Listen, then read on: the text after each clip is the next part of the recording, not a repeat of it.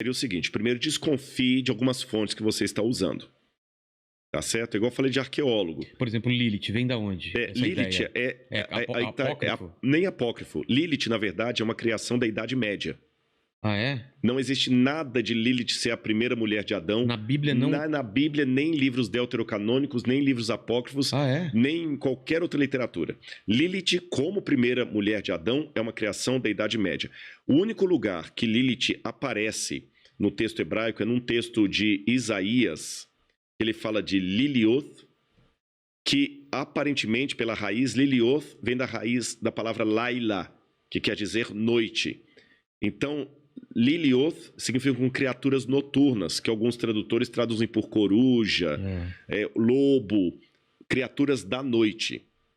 Agora, aquela história de Lilith como a primeira mulher de Adão, isso foi uma crença, uma lenda criada na Idade Média. Não tem nada na Antiguidade a esse respeito.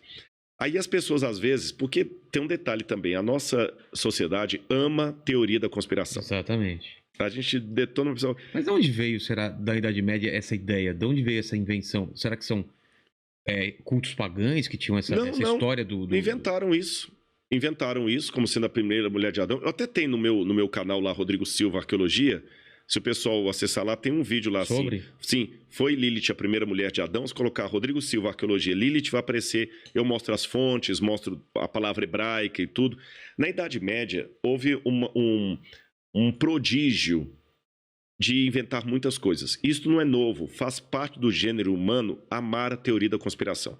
Teoria da conspiração... Fanfics. Exatamente. Teoria da conspiração é igual o João de Deus. Você está entendendo? Hoje que ele foi desmascarado, nenhum artista foi nele. Quer dizer, você tá entendendo? Não, ninguém foi. Quando o governo tá mal, ninguém votou nele. Então, quer dizer, enquanto a coisa tá lá, todo mundo quer ser o pai da criança, né? Mas quando não... Então, o que acontece? A humanidade abomina a teoria da conspiração, mas todo mundo é fascinado por elas. Claro. E desde longa data, um exemplo moderno e um antigo. Se eu hoje escrevesse um livro, A História do Papa Francisco. Ah, que coisa piedosa, bonita, né? Até trouxesse para você de presente. Ah, que é a história do Papa Francisco. Ah, tá, obrigado, Rodrigo. E talvez uma meia dúzia de carolas iam comprar o meu livro e ler. Mas, se eu escrevesse um livro, A Verdadeira História do Papa Francisco, a verdade que o Vaticano tentou esconder. Nossa! Cara, amanhã eu tenho 1 milhão de exemplares, não tem Paulo Coelho que me bata. Você tá entendendo? Então as pessoas gostam do sensacionalismo, do segredo, do BO, da treta. O pessoal quer ver treta. Você tá entendendo? Você quer ver um programa seu que disparar de views mais do que qualquer outro? Quebra o pau aqui. Igual o João Gordo com o Dado Dolabella. Ô, cara, espero que não seja comigo, mas pega um pedaço de pau aí, bate na mesa aqui. Espero que não aconteça, né? Mas se acontecer, vai ter 5 milhões de views num dia. Bate no mandíbula. Coitado. Teve convidado que mereceu já. Para com isso. Opa, vamos lavar a roupa suja. Mas o fato é que o que acontece? As pessoas criam essas coisas. E durante muita época isso continuou alimentando... Mesma coisa hoje de Jesus ter sido casado. Mesma coisa. Não tem nenhuma evidência. Prova, nenhuma evidência, prova. Nada. Pelo contrário. Aliás, quer ver? Você falou uma hora aí do Zeitgeist. Lembra de um documentário que saiu, acho que foi em 2000, sobre Zeitgeist? Que falava que Jesus é um plágio... ele seria o sol. De sol, solstício e tudo mais. Olha que absurdo. Eu sou formado em filosofia. Eu estudei história da filosofia, li Homero, Hesíodo e tudo mais. Vou dar só um exemplo do Zeitgeist. Eu não sei como é que os caras conseguem dinheiro para fazer um documentário daquele. Eles falam lá, por exemplo, que Horus... Eu falei de filosofia, mas vou falar dos egípcios. Depois vou falar da mitologia grega. Ele falou que Horus... Agora estou falando dos egípcios. Que Horus nasceu dia 25 de dezembro.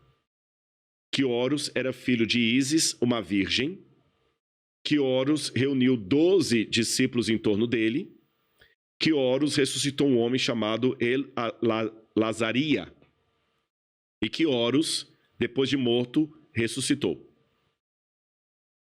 Poxa, quando você pega isso aqui... é a mesma história. É a mesma história. Aí ele pega o deus Apis, dos romanos, Atis, dos romanos também, que Atis também nasceu no dia 25 de dezembro, de uma virgem, etc. Aí ele pega também lá Hércules e pega também Dioniso, deus do vinho, que Dioniso também nasceu no dia 25 de dezembro, filho de uma virgem, e que Dioniso também celebrou a sua morte com o vinho, que era o deus do vinho. Cara, quando você pega isso aqui, realmente parece que o evangelho foi um plágio. Foi um recorte de várias histórias. Aí ele fala, por exemplo, que os 12 apóstolos, assim como as 12 tribos de Israel, eram apenas uma forma de plagiar os 12 signos do zodíaco da Babilônia. É verdade, tá. Nesse documentário Zeitgeist tem isso. Agora vamos aos fatos. Vou falar como arqueólogo agora, tá bom? Os livros de Êxodo e Gênesis, que fala dos 12 filhos de Jacó e das 12 tribos de Israel, segundo os teólogos conservadores, foram escritos no 15º século a.C. Teólogos liberais que não acreditam na historicidade bíblica colocam esses livros compostos mais ou menos entre o ano 900 e o ano 600 a.C., tá bom? Sabe quando a Babilônia sistematizou os 12 signos do zodíaco? Somente no 5º século a.C. Então já caiu essa... Depois. Outro detalhe. A Bíblia não fala que Jesus nasceu em 25 de dezembro, em lugar nenhum. Quem criou a ideia de Jesus nascendo em 25 de dezembro, se não me engano, foi o Papa Silvestre, que estabeleceu o nascimento de Jesus no solstício de inverno, que era 25 de dezembro. A Bíblia não fala que era isso.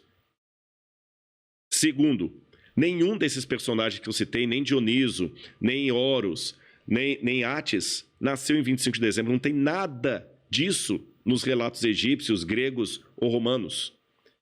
Para citar o Horus, por exemplo. Ísis não era virgem quando deu à luz a Horus. O marido dela, Osíris, tinha sido esquartejado, as partes dele tinham sido jogadas no rio Nilo. Ela costura todo o marido, dá uma vida ao marido no mundo dos mortos, pega o esperma dele, se autofecunda e nasce Horus. Só isso, não tem nada.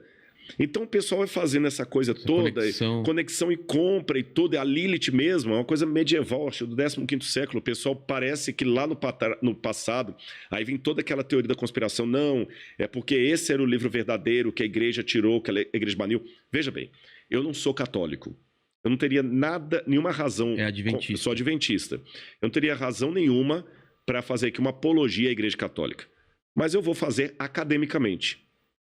Se a Igreja Católica, em que pese as mazelas que houve na Idade Média, que ninguém nega, os historiadores estão aí comprovando, em que pese as mazelas eclesiásticas da Idade Média, se a Igreja Católica tivesse mudado o texto da Bíblia como os críticos dizem, tirando livros que poderiam acabar com a doutrina dela, se a Igreja Católica tivesse feito isso, o ramo cristão que estaria mais dentro da Bíblia seria a Igreja Católica.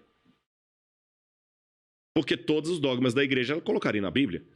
Por exemplo, na Bíblia, seja ela publicada na editora católica ou protestante, em lugar nenhum diz que Maria foi assunta ao céu de carne e osso. É um dogma da igreja. Na Bíblia, em lugar algum, fala da intercessão de Maria por nós diante de Deus. Na Bíblia, não tem nenhuma das orações do Salve a Rainha, do Crê em Deus Pai. Não tem nenhuma dessas orações. Pasmem. A Igreja Católica ensina que o dia de guarda é o domingo, está lá no catecismo, guardar domingos e festas. E na Bíblia é o sábado. Na Bíblia é o sábado. Se a Igreja Católica tivesse realmente essa censura de tirar livros e colocar livros para não atrapalhar a doutrina dela, os 10 mandamentos na Bíblia católica estariam exatamente como estão no catecismo. Então você vê, no catecismo está diferente da Bíblia. No catecismo não fala nada de imagem de escultura, no catecismo fala para guardar domingos e festas, não pecar contra a castidade. Mas na Bíblia, em Êxodo 20, seja em qualquer Bíblia, está lá, não farás imagem de escultura, não terás outros deuses diante de Deus, guarda o sábado.